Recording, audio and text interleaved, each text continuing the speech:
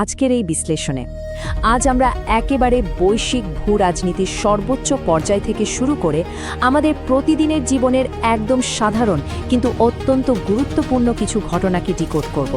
তো চলুন আর কথা না বাড়িয়ে সরাসরি মূল বিষয়ে প্রবেশ করা যাক আর দেখে নিই পর্দার আড়ালে আসলে কি ঘটছে।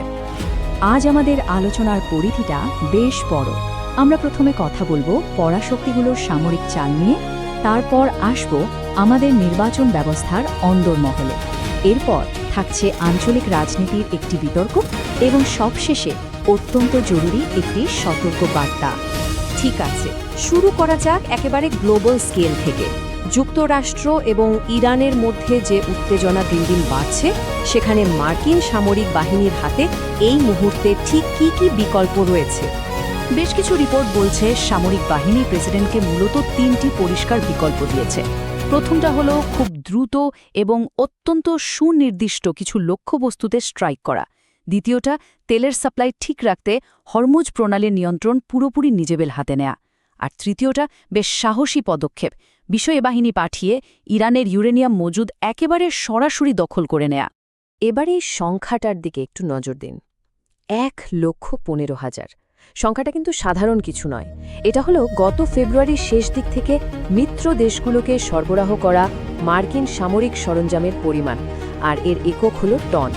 মানে 1,15,000 টন সরঞ্জাম। বুঝতে পারছেন ব্যাকগ্রাউন্ডের ঠিক কতটা বিশাল মাত্রার প্রস্তুতি চলছে। হরমুজ প্রণালী নিয়ন্ত্রণ করার কথা যে বলছিলাম, সেখানে একটা বড় বাধা হলো সমুদ্রের নিচে লুকিয়ে থাকা প্রায় 6,000 নৌমাইল। আগে মানব ডুবুরিদের দিয়ে এগুলো সরাতে অন্তত 6 মাস সময় লাগত, যেটা আক্ষরিক অর্থে জীবন বাজি রাখার মতো ব্যাপার। কিন্তু এখন গেমটা পাল্টে গেছে। 900 কোটি টাকার একটি নতুন চুক্তির মাধ্যমে আর্টিফিশিয়াল ইন্টেলিজেন্স বা এআই চালিত রোবোটিক ড্রোন নামানো হচ্ছে, যা চোখের পলকে এই মাইনগুলো পরিষ্কার করতে পারে। আর এই সামরিক চাপে সরাসরি প্রভাব পড়ছে অর্থনীতির উপর। ভাবুন তো, 1 মাসের ব্যবধানে যদি কোনো দেশের প্রধান আয়ের উৎস 80% কমে যায়, তাহলে অবস্থাটা কেমন হবে? ঠিক এটাই ঘটেছে ইরানের তেল রপ্তানির ক্ষেত্রে। মার্চ মাসের তুলনায় এপ্রিলে তাদের তেল বিক্রি প্রায় 80% পড়ে গেছে। এখন স্বাভাবিকভাবেই প্রশ্ন আসে, এত বড় অর্থনৈতিক ধাক্কা খাওয়ার পরও আলোচনা কেন থমকে আছে? এর উত্তর লুকিয়ে আছে আইআরজিসি বা ইসলামিক রেভলিউশনারি গার্ড কর্পসের কাছে। ইরানে এখন আসল ক্ষমতা কিন্তু আর সাধারণ রাজনৈতিক নেতাদের হাতে নেই। চরম আদর্শবাদী এই সামরিক বাহিনীটি এখন দেশের রাজনৈতিক ও অর্থনৈতিক সিদ্ধান্ত নিচ্ছে, আর তাদের সাথে আপোষ করাটা যে কতটা কঠিন সেটা তো বোঝাই যাচ্ছে। গ্লোবাল পলিটিক্স থেকে এবার চলুন ফেরা যাক আমাদের দেশের গণতান্ত্রিক ব্যবস্থায়। সম্প্রতি পশ্চিমবঙ্গের ইলেকট্রনিক ভোটিং মেশিন বা ইভিএম নিয়ে যে তুমুল শোরগোল হচ্ছে, চলুন সেটার আসল ঘটনাটা একটু ডিকোড করা যাক। একটি সিসিটিভি ফুটেজ ভাইরাল হওয়ার পর অভিযোগ ওঠে যে ইভিএমে নাকি কারচুপি হচ্ছে, কিন্তু নির্বাচন কমিশন সাথে সাথেই বিষয়টিতে হস্তক্ষেপ করে এবং স্পষ্ট জানায় যে ফুটেজে যা দেখা যাচ্ছে সেটা ইভিএম নয়, বরং ভোটকর্মীদের পোস্টাল ব্যালট গোছানোর একটা রুটিন কাজ মাত্র। আসলে এই ইভিএম নিয়ে আমাদের মধ্যে অনেক ভুল ধারণা আছে। একটা ইভিএমের জার্নি কিন্তু খুব সাধারণ নয়। ভোট শেষ হওয়ার পর সেটাকে অফিসিয়ালি ক্লোজ করা হয়, সব রাজনৈতিক দলের এজেন্টদের সামনে সিল করা হয়, তাদের উপস্থিতিতেই সেটাকে গাড়িতে তোলা হয় এবং অবশেষে স্ট্রং রুমে কড়া পাহারায় তালাবদ্ধ করা হয়। আর একবার স্ট্রং রুমে ঢোকার পর ইভিএমের নিরাপত্তা হয়ে যায় একেবারে দুর্ভেদ্য। সেখানে 3 স্তরে সিকিউরিটি কাজ করে: কেন্দ্রীয় বাহিনী, রাজ্যের সশস্ত্র পুলিশ এবং স্থানীয় পুলিশ। সবচেয়ে বড় কথা, 24 ঘণ্টা সিসিটিভি ক্যামেরা লাইভ ফিড বাইরে স্ক্রিনে চলতে থাকে, যেখানে যে কোনো দলের এজেন্ট বসে বসে নিশ্চিন্তে নজরদারি করতে পারেন। এবারে আসি আঞ্চলিক রাজনীতির একটি বেশ আলোচিত ঘটনায়।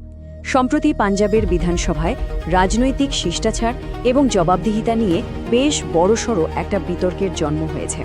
বিধানসভায় মুখ্যমন্ত্রীর একটি বক্তৃতার পর বিরোধীরা মারাত্মক একটা অভিযোগ তুলে বসেন। তারা বলেন মুখ্যমন্ত্রীর কথা নাকি জড়িয়ে যাচ্ছিল এবং তিনি নেশাগ্রস্ত ছিলেন। তারা রীতিমতো দাবি করে বসেন 1 ঘণ্টার মধ্যে আজই মুখ্যমন্ত্রীর মেডিকেল টেস্ট করাতে হবে। অন্যদিকে শাসক দল এটাকে সম্পূর্ণ ভিত্তিহীন বিরোধী কৌশল বলে উড়িয়ে দিয়েছে। ব্যাপারটা শুধু মুখের কথার মধ্যেই সীমাবদ্ধ থাকেনি। বিরোধীরা পুরো একটা টাইমলাইন দাঁড় করিয়ে দিয়েছেন। যেমন ধরুন 2016 সালে আরেকজন সাংসদ নাকি তার আসন পরিবর্তনের অনুরোধ করেছিলেন। এরপর 2019 সালে মুখ্যমন্ত্রী স্বয়ং তার মায়ের সামনে দাঁড়িয়ে প্রকাশ্যে মদ্যপান ছাড়ার শপথ নিয়েছিলেন। এমনকি 2022 সালে জার্মানির ফ্র্যাঙ্কফুর্ট বিমানবন্দরে তাকে একটি ফ্লাইট থেকে নামিয়ে দেওয়া হয়েছিল বলেও একটি অভিযোগ রয়েছে। এই ঘটনাগুলো আমাদের জনপ্রতিনিধিদের আচরণ নিয়ে স্বাভাবিকভাবেই কিছু প্রশ্ন তুলে দেয়। রাজনীতি আর ভূ রাজনীতি তো অনেক হলো, এবার চলুন ফোকাস করা যাক একেবারে আমাদের দৈনন্দিন জীবনে, যেখানে আমাদের সামান্য একটু অসচেতনতা ডেকে আনতে পারে চরম বিপর্যয়। সম্প্রতি দিল্লি মুম্বাই এক্সপ্রেসওয়েতে একটি ভাড়া করা গাড়িতে হঠাৎ আগুন লেগে একই পরিবারের 5 জনের অত্যন্ত মর্মান্তিক মৃত্যু হয়েছে। তদন্তকারীরা ধারণা করছেন এই দুর্ঘটনার পেছনে কালপ্রিট হল বাজারে পাওয়া সস্তা এবং আনসার্টিফাইড একটি সিএনজি কিট, যেখান থেকে গ্যাস লিক হচ্ছিল। এই ভয়াবহ ঘটনাটি আমাদের 3টি জরুরি শিক্ষা দেয়। প্রথমত, সামান্য কিছু টাকা বাঁচাতে গিয়ে কখনো সস্তা ও আনসার্টিফাইড সিএনজি কিট লাগাবেন না। দ্বিতীয়ত, অনলাইন রেন্টাল ক্যাবগুলোর মেইনটেন্যান্স বা রক্ষণাবেক্ষণ নিয়ে সবসময় চোখ কান খোলা রাখবেন। এবং সবশেষে, যিনি গাড়ি চালাচ্ছেন তার ঠিকমতো ট্রেনিং আছে কিনা সে বিষয়ে প্রশ্ন করতে কখনই দ্বিধা করবেন না। মনে রাখবেন, এখানে আপনার জীবনের নিরাপত্তা জড়িত। আজকের এই পুরো আলোচনার পর একটা মূল প্রশ্নই আসলে সামনে এসে দাঁড়ায়। তা সে আন্তর্জাতিক কোনো চুক্তি হোক, ভোটিং মেশিনের নিশ্চিদ্র সিকিউরিটি হোক, জনপ্রতিনিধির আচরণ হোক বা একটা ভাড়া করা গাড়ির নিরাপত্তা, সব ক্ষেত্রেই আসল ইস্যু হলো জবাবদিহিতা। আমরা কিভাবে নিশ্চিত করব যে এই সিস্টেমগুলো আসলেই বিশ্বাসযোগ্য? কিভাবে ঠিক করা হবে কে দায়ী? এই চিন্তার খোরাকটি আজ আপনাদের জন্যই রেখে গেলাম।